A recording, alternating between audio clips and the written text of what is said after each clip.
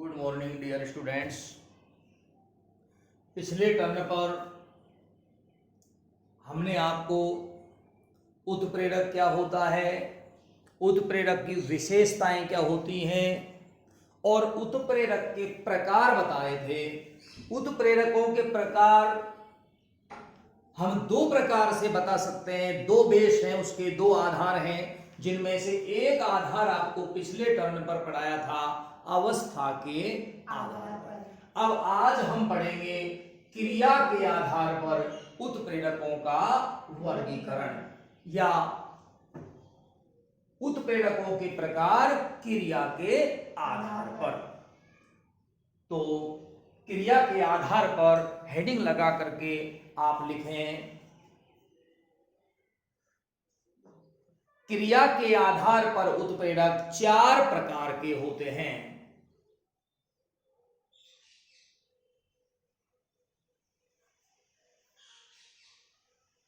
क्रिया के आधार पर उत्प्रेरक चार प्रकार के होते हैं। नंबर एक, धनात्मक उत्प्रेरक। ऐसे उत्प्रेरक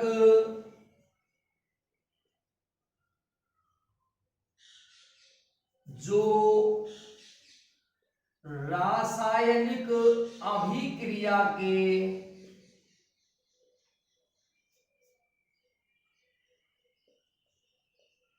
वेग को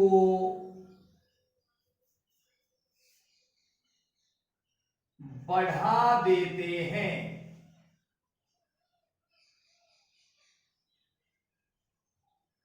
धनात्मक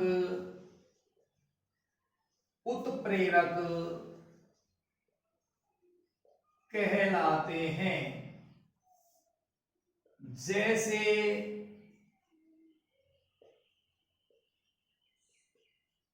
पोटेशियम क्लोरेट को ऊंचे ताप पर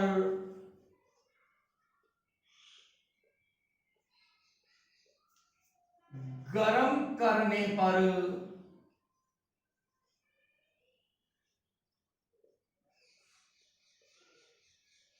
यह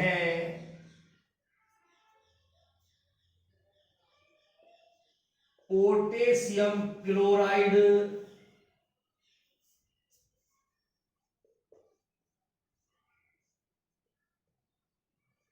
व ऑक्सीजन में अपघटित होता है।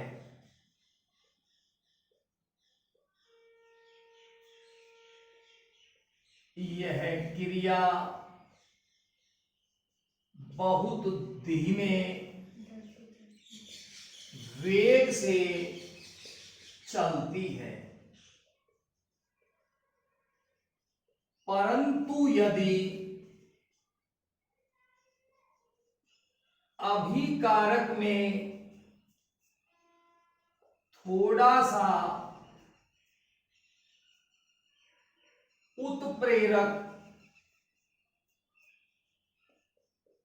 मैंगनीज डाइऑक्साइड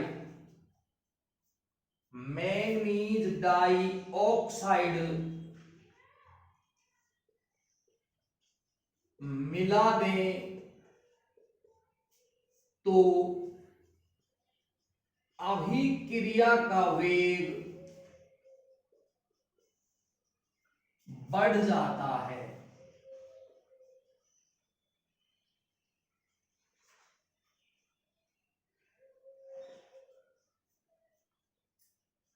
यहां मैंगनीज डाइऑक्साइड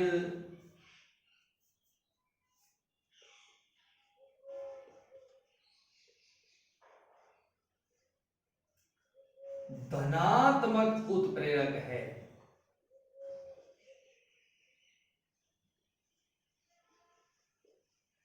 धनात्मक उत्प्रेरक है।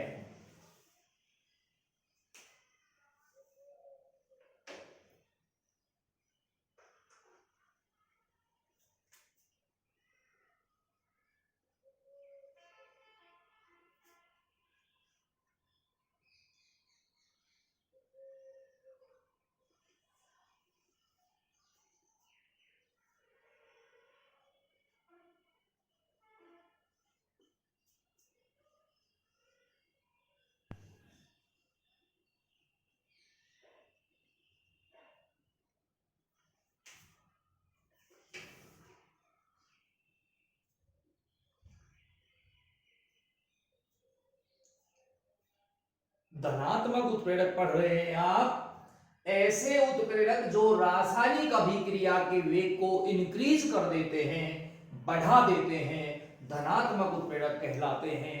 जैसे पोटेशियम क्लोरेट के ये अपघटन की क्रिया है, बहुत ऊंचे ताप पर जब हम पोटेशियम क्लोरेट को गर्म करते हैं तो ये क्रिया होती है अपघटन की, और इसमें जो ऑक्सीजन बनती है ये धीरे धीरे बनती है, अर्थात अभिक्रिया का वेग बहुत मंद होता है, बहुत धीमा होता है। परंतु यदि आपने पोटेशियम क्लोरेट में थोड़ा सा मैंगनीज डाइऑक्साइड का चूर्ण मिला दिया तो ये उत्प्रेरक का काम करेगा, क्रिया के वेग को बढ़ा देगा और तेजी से ऑक्सीजन गैस बढ़ने लगेगी कम ताप पर ही। पहले तो ऊंचे ताप पर भी धीरे धीरे बन रही थी ऑक्सीजन गैस, और जब MnO2 मिला दिया तो कम ताप पर ही तेजी से ऑक्सीजन बढ़ने लग गई, यानी क्रिया का वेग बढ़ गया। किसने बढ़ाया? MnO2 ने, मैंगनीज डाइऑक्साइड ने। तो यहाँ MnO2 क्या है? धनात्मक उत्प्रेरक है। सभी नोट कर लें।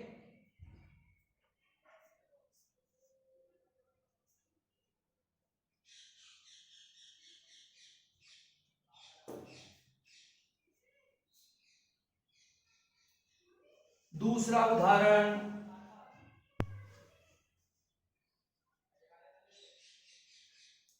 2SO2 plus O2 equal to 2SO3। समांगी उत्प्रेरक के उदाहरण में यह क्रिया मैंने अभी अब बताई थी आपको पिछले टर्न पर, 2SO2 प्लस O2 बराबर 2SO3। ये क्रिया भी बहुत धीमे होती है। सल्फर डाइऑक्साइड गैस की ऑक्सीजन से क्रिया बहुत मंद वेग से होती है और क्रिया में बहुत धीरे धीरे सल्फर ट्राइऑक्साइड गैस बनती है। परंतु यदि हम ये जो अभिकारक है हमारा SO2 और O2, इसमें यदि हम मिला दें नाइट्रिक ऑक्साइड, तो जैसे ही आप नाइट्रिक ऑक्साइड मिलाएंगे अभिक्रिया का वेग बढ़ जाएगा, यानी ये सल्फर ट्राइऑक्साइड गैस तेजी से बढ़ने लग जाएगी। स्पष्ट है कि यहां पर नाइट्रिक ऑक्साइड गैस धनात्मक उत्प्रेरक की भूमिका में है। तो नोट कर ले अभिक्रिया के समीकरण को सभी।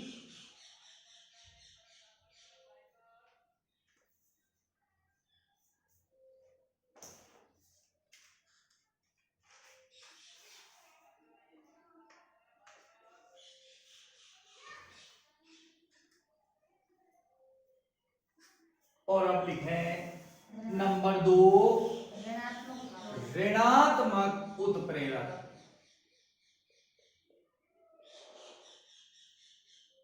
ऋणात्मक उत्प्रेरक ऐसे उत्प्रेरक जो रासायनिक अभिक्रिया के वेग को कम कर देते हैं,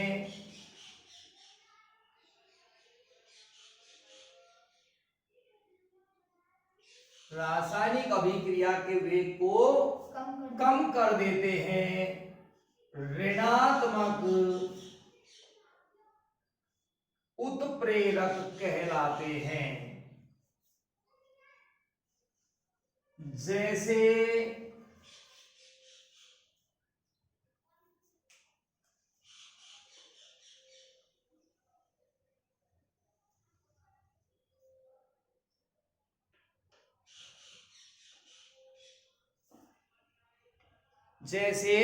पहला उदाहरण लिखें नंबर ए डाल करके, हाइड्रोजन परऑक्साइड का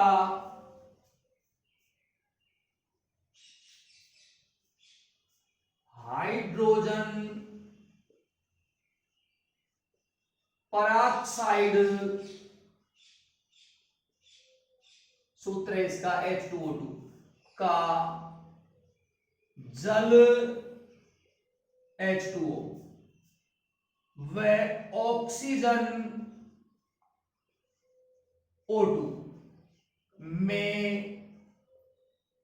तेजी से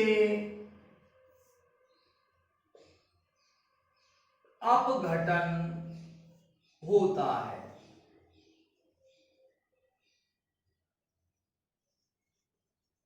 परंतु यदि H2O2 में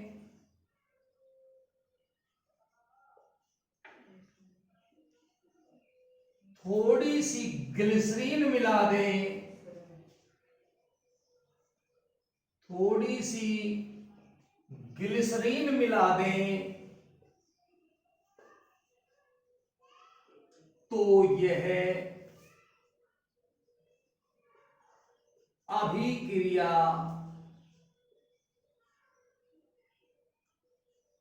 मंद वेग से यानी धीमी चलने लगती है।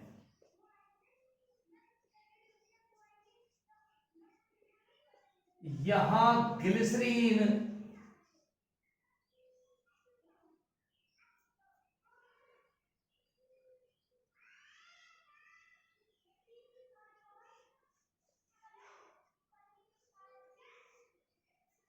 ऋणात्मक उत्प्रेरक है।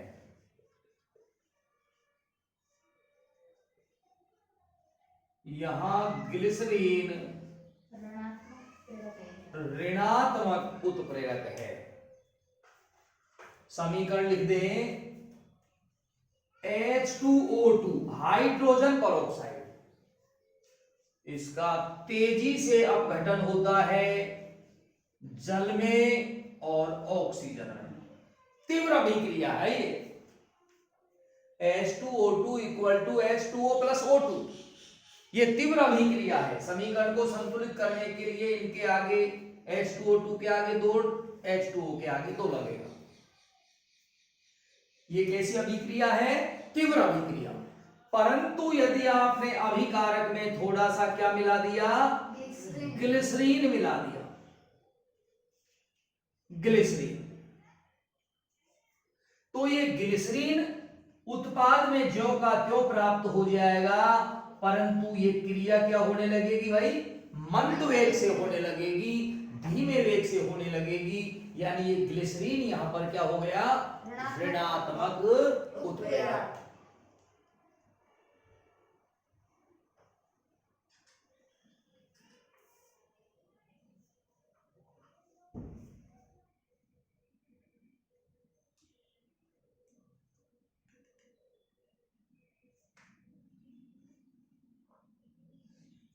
दूसरा उदाहरण लिखें, उदाहरण नंबर 2। क्लोरोफॉर्म, ये एक निश्चेतक पदार्थ है, चेतना शून्य करने के काम आता है, बेहोश करने के काम आता है। निश्चेतक पदार्थ है ये क्लोरोफॉर्म। तो क्लोरोफॉर्म का तेजी से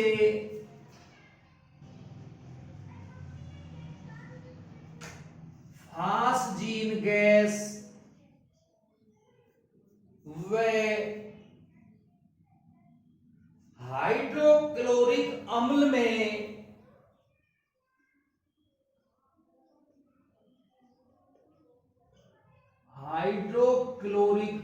में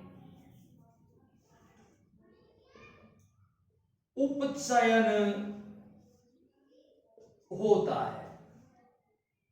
यानी ये उपचयन अभिक्रिया है जो तेजी से होती है। क्लोरोफॉर्म का तेजी से फास्जीन गैस व हाइड्रोक्लोरिक अम्ल में उपचयन होता है।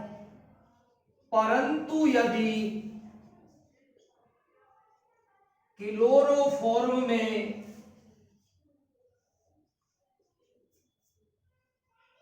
थोड़ा सा एथेनॉल मिला दें,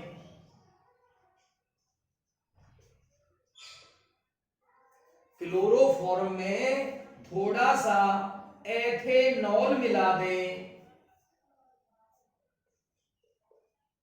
तो यह अभिक्रिया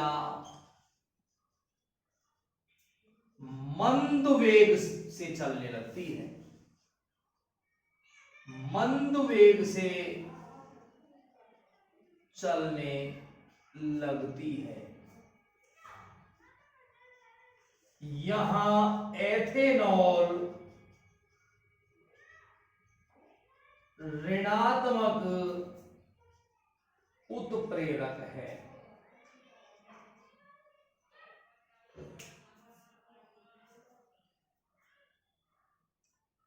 क्लोरोफॉर्म का तेजी से फास्जिन गैस और हाइड्रोक्लोरिक अम्ल में उपचयन होता है, ऑक्सीकरण होता है।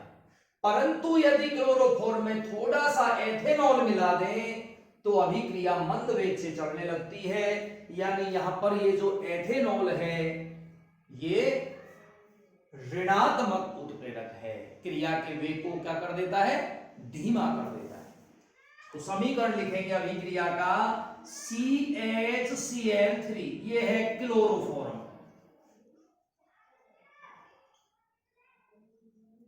इसका उपचयन होगा, इसमें ऑक्सीजन गैस जुड़ेगी। ऑक्सीजन का जुड़ना या किसी ऋण मूलक का जुड़ना क्या कहलाता है, उपचयन। तो उपचयन होगा इसका क्लोरोफॉर्म का, और उपचयन के फलस्वरूप बनेगा COCl2, phosgene gas. Phosgene gas है ये, अत्यंत विषाक्त गैस है ये फास्जीन, और हाइड्रोक्लोरिक अम्ल बनेगा HCl। क्रिया का संतुलन देख लें, कार्बन का परमाणु एक है, क्रिया फल में भी एक है, हाइड्रोजन का एक है क्रिया कारक में, क्रिया फल में भी एक है, क्लोरीन के 3 है क्रिया कारक में, क्रिया फल में 2, ये रहे 1, ये रहा, ये भी 3 है, ऑक्सीजन के 2 है और ऑक्सीजन के इसमें 1 ही है। तो ये संतुलित नहीं है, आपको संतुलित करना पड़ेगा। हाँ जी, संतुलित करना पड़ेगा। तो देखिए ऑक्सीजन इधर कम पड़ा तो आप इधर ऑक्सीजन बढ़ाएंगे तो कम से कम 2 से गुना करना पड़ेगा। अब ये ऑक्सीजन जैसे ही आपने 2 से गुना किया तो ये कार्बन भी 2 हो गया, तो फिर इधर कार्बन 1 रह गया तो इधर भी 2 से गुना करना पड़ेगा। अब आपने इधर 2 से गुना किया तो ये पहले जो हाइड्रोजन 1 था वो हाइड्रोजन भी अब 2 हो गया, तो उधर फिर हाइड्रोजन भी 2 करना पड़ेगा। अब देखें संतुलन एक बार, क्रिया कारक में कार्बन के 2 परमाणु हैं, क्रिया फल में भी कार्बन के 2 बराबर, क्रिया कारक में हाइड्रोजन का 1 जो 2 से गुना हो रहा है तो 2 परमाणु हैं, क्रिया फल में भी हाइड्रोजन के 2 बराबर, क्रिया कारक में क्लोरीन के 3 दूनी 6 परमाणु हैं, क्रिया फल में 2 दूनी 4, ये रहे प्लस 2 ये रहे 6 हो गए, ऑक्सीजन के 2 हैं क्रिया कारक में, क्रिया फल में भी 2 हैं। अब समीकरण संतुलित है और इस अभिक्रिया में उत्प्रेरक कौन सा काम आता है भाई, एथेनॉल।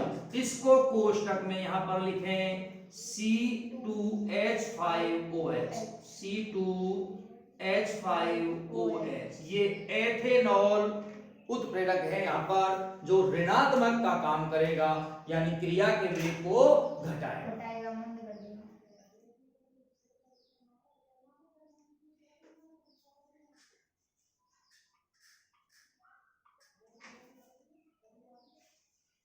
और अब लिखे नंबर 3,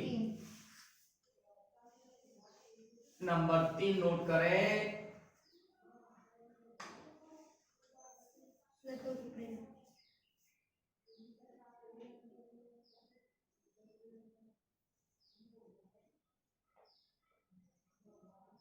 स्वतः उत्प्रेरक।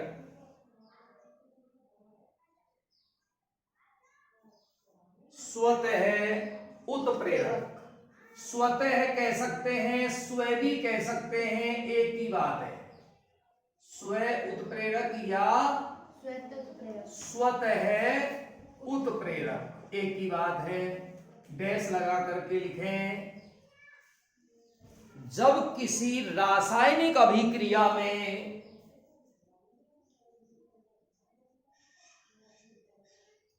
जब किसी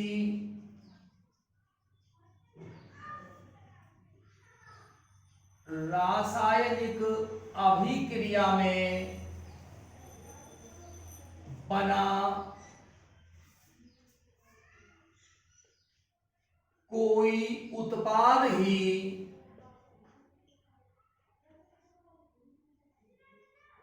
स्वयं उत्प्रेरक का काम करे, वह क्रिया के वेग को बढ़ा दे। क्रिया के वेग को बढ़ा रहा है, इसका मतलब स्वतः उत्प्रेरक जो है वो धनात्मक उत्प्रेरक ही होते हैं।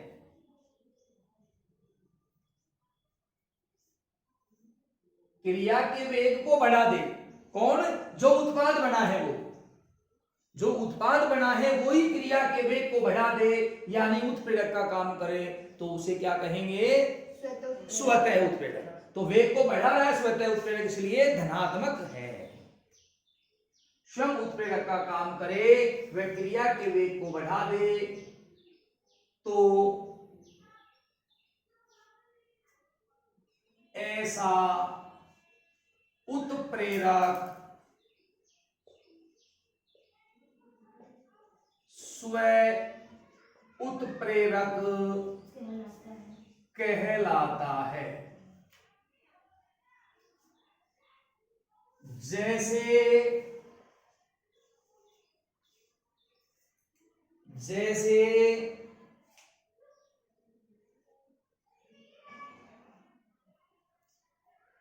एथिल एसीटेट की जल से क्रिया,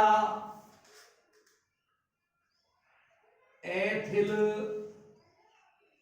एसीटेट CH3COO2H5, ये है एथिल एसीटेट। एथिल एसीटेट की जल से क्रिया प्रारंभ में मंद वेग से चलती है, परंतु जैसे ही उत्पाद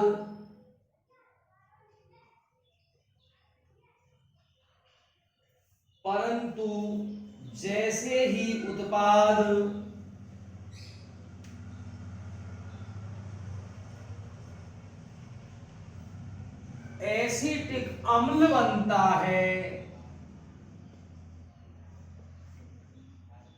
एसिटिक अम्ल CH3COOH बनता है, अभिक्रिया का वेग बढ़ जाता है। यहां एसिटिक अम्ल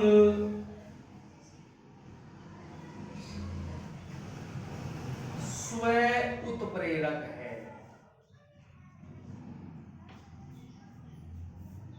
अभिक्रिया का समीकरण ध्यान पूर्वक लिखें और याद करें। एथिल एसीटेट CH3COOC2H5, ये है एथिल एसीटेट। इसकी क्रिया जल से बहुत धीमी होती है और इस क्रिया के फलस्वरूप बनता है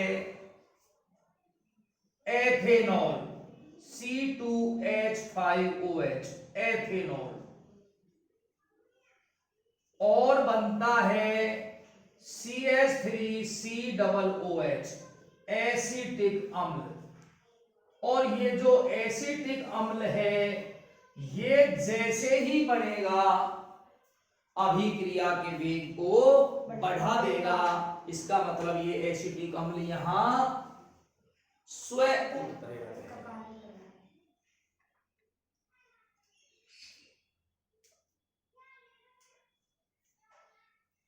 और नंबर 4 लिख दें लास्ट प्रकार उत्प्रेरक का क्रिया के आधार पर। जैव उत्प्रेरक।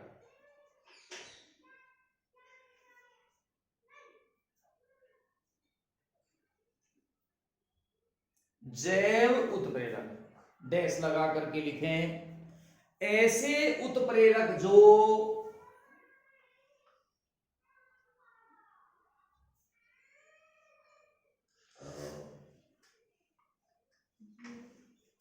ऐसे उत्प्रेरक जो जैविक अभिक्रिया यानी जीवों के शरीर में होने वाली अभिक्रिया, जैविक अभिक्रियाओं के वेग को बढ़ा देते हैं, जैव उत्प्रेरक कहलाते हैं।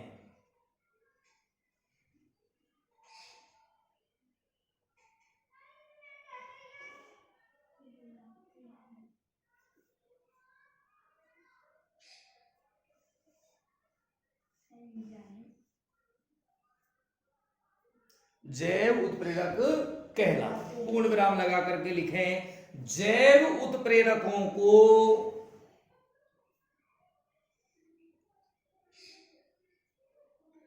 जीव विज्ञान में, रसायन विज्ञान में तो आप कह रहे हैं जैव उत्प्रेरक, और जीव विज्ञान में यानी बायोलॉजी में जैव उत्प्रेरकों को जीव विज्ञान में एंजाइम भी कहते हैं।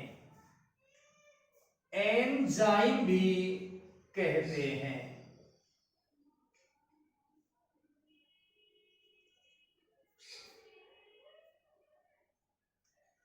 जैसे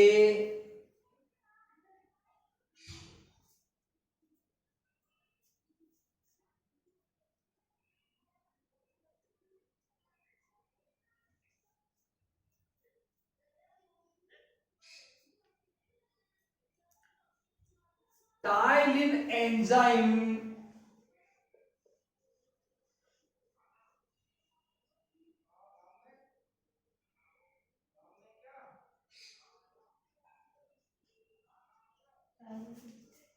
टाइलिन एंजाइम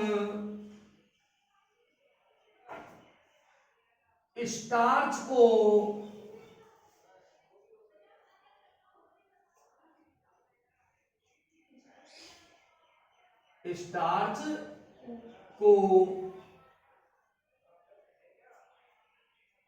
शर्करा में बदलने की क्रिया को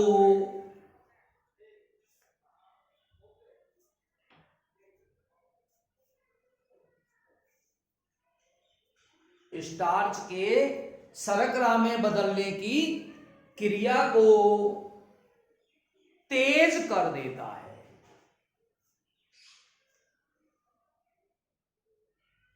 तो टाइलिन एंजाइम क्या हो गया भाई यहां पर? जैव उत्प्रेरक। समीकरण उतार दें। स्टार्च शर्करा में बदलने की क्रिया को कौन तेज कर देगा? Ptyalin enzyme. तो ये टाइलिन एंजाइम यहां पर जैव उत्प्रेरक है।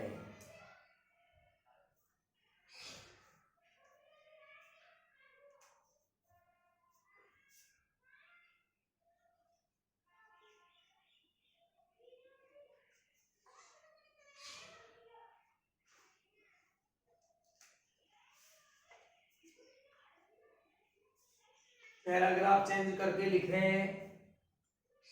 माल्टेज एंजाइम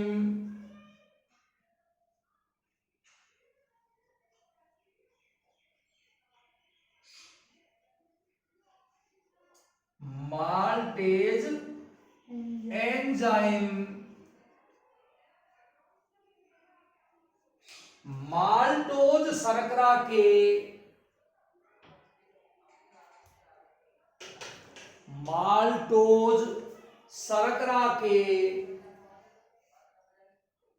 ग्लूकोज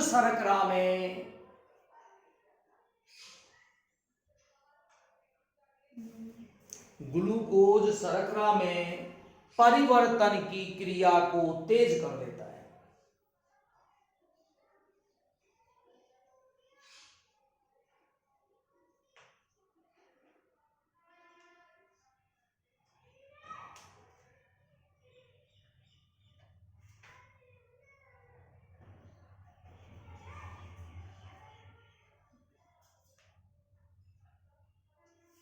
इस प्रकार क्रियाशीलता के आधार पर ये उत्प्रेरक पूरे हुए। अब इस चैप्टर का एक अंतिम प्रश्न नोट करें। उत्प्रेरक वर्धक एवं उत्प्रेरक विष, उत्प्रेरक वर्धक एवं उत्प्रेरक विष से आप क्या समझते हैं?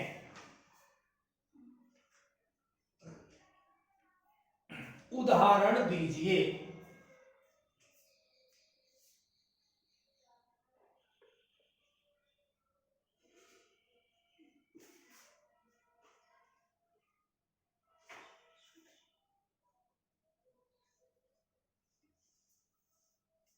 उत्तर लिखें, हेडिंग लगाएं, उत्प्रेरक वर्धक ऐसे रासायनिक पदार्थ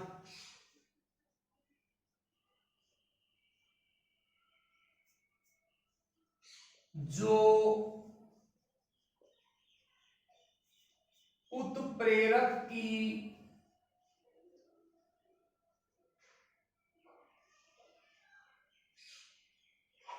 क्रियाशीलता को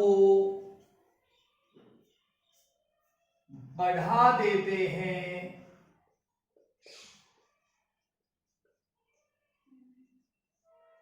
उत्प्रेरक वर्धक कहलाते हैं। जैसे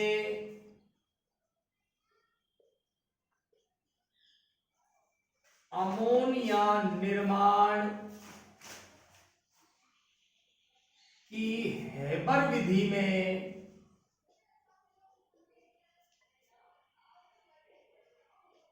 यदि उत्प्रेरक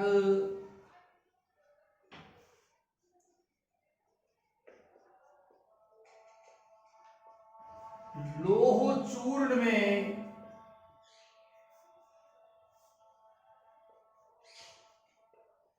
थोड़ा सा मोलिब्डेनम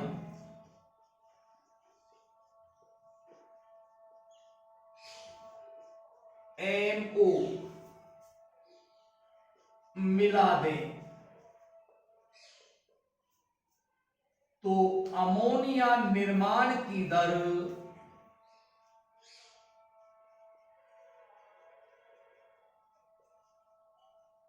बढ़ जाती है।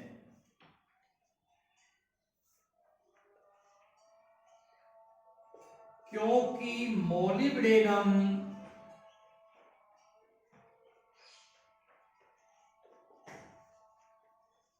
लोह चूर्ण की सक्रियता में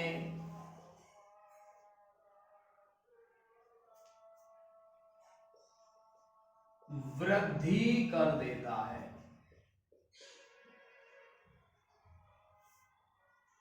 N2+3H2 और इस क्रिया में बनती है अमोनिया। अमोनिया बनाने की हेबर विधि है। इसमें उत्प्रेरक काम आता है लोह चूर्ण। यदि इस लोहे के चूर्ण में आपने थोड़ा सा मिला दिया मैग्नीज डाइऑक्साइड, सॉरी मोलिब्डेनम, तो यह अभिक्रिया तेज होने लगेगी, यानी अमोनिया निर्माण की दर बढ़ जाएगी। क्योंकि लोह चूर्ण जो उत्प्रेरक है उसकी क्रियाशीलता बढ़ जाएगी। तो उत्प्रेरक की क्रियाशीलता को मोलिब्डेनम बढ़ा रहा है, इसलिए मोलिब्डेनम यहां पर उत्प्रेरक वर्धक है।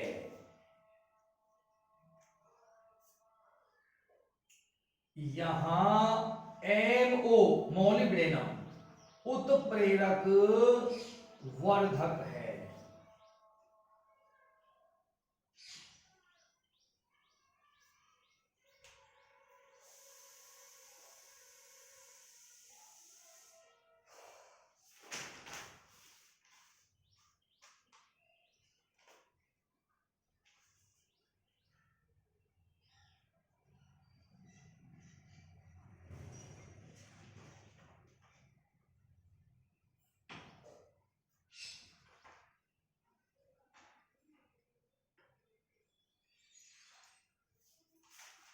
नीचे हेडिंग लगाएं, उत्प्रेरक विष।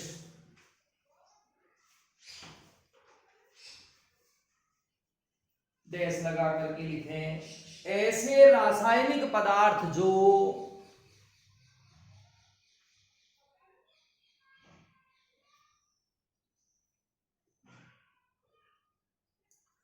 उत्प्रेरक की क्रियाशीलता को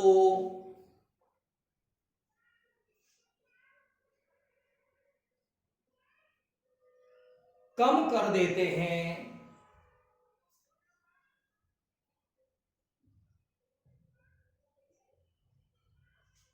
उत्प्रेरक विष कहलाते हैं। उत्प्रेरक विष कहलाते हैं।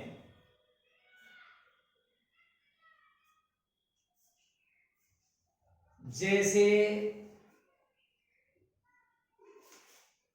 अमोनिया निर्माण की हेबर विधि में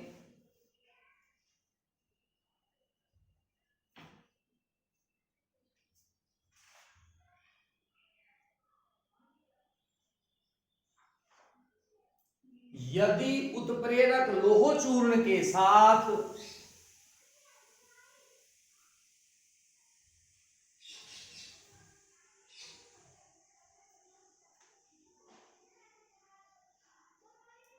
कार्बन मोनोऑक्साइड गैस प्रवाहित कर दें,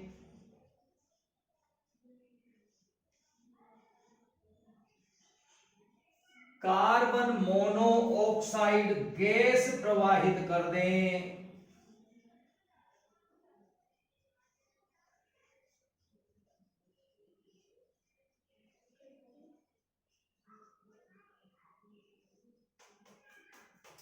तो अमोनिया बनने की दर घट जाती है।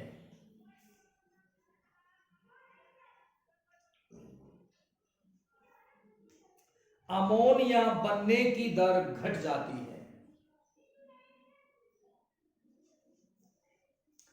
क्योंकि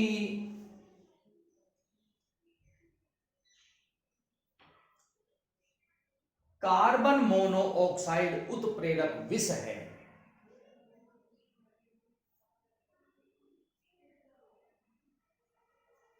कार्बन मोनोऑक्साइड उत्प्रेरक विष है।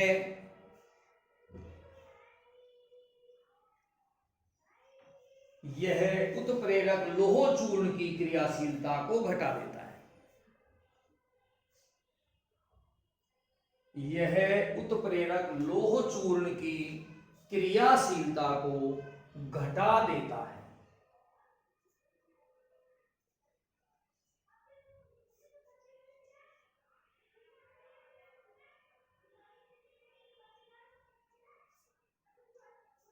अभिक्रिया का समीकरण उतार दें, N2 + 3H2 = 2NH3। इस क्रिया में ये लोह चूर्ण उत्प्रेरक है और हमने इसमें क्या प्रवाहित कर दी, कार्बन मोनोऑक्साइड गैस CO।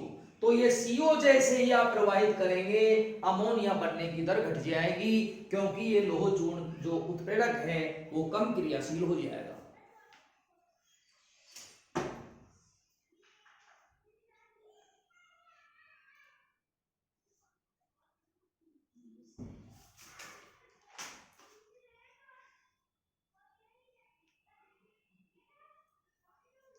इसी के साथ ये अध्याय समाप्त होता है। प्रिय विद्यार्थियों, इस अध्याय को पढ़ाने में मैंने लगभग 13 दिन का यानी 13 टर्न लिए हैं। वास्तव में ये केवल 6 टर्न का अध्याय था, पाठ था, लेकिन शुरुआत में आपको कक्षा 7, 8, 9 में जो तत्व बताए थे, मूलक बताए थे, अणुसूत्र बनना बताए थे, उन सब का हमने पुनर्अभ्यास किया था ताकि आप अध्याय को समझ सकें। इसलिए विलंब हुआ। ये मायने नहीं रखता कि इस चैप्टर को हमने कितने दिन में करवाया है, मायना ये रखता है कि ये चैप्टर आपको समझ में आया या नहीं। तो सभी विद्यार्थियों से एक बार मैं पुनः कहना चाहूंगा कि संपूर्ण पाठ का रिवीजन करें। जब कल हम आपको पुनः मिलेंगे तब आप पाठ को पढ़ करके आएंगे, अपनी नोटबुक और पुस्तक को साथ में रखेंगे। हम इस चैप्टर के सभी अभ्यास प्रश्नों को एक दिन में ही पूरा करेंगे, यानी चैप्टर को पूरे को कल हम एक दिन में ही पूरा करेंगे। संपूर्ण पाठ का रिवीजन होगा। तो सभी विद्यार्थी कल के लिए एकदम तैयार रहें और मेरे YouTube चैनल को जरूर सब्सक्राइब कर लें। अपने मित्रों को, दोस्तों को जो कक्षा 10 में पढ़ते हैं, विज्ञान नियमित घर पर रहकर अध्ययन करना चाहते हैं, उनको शेयर कर दें। और जो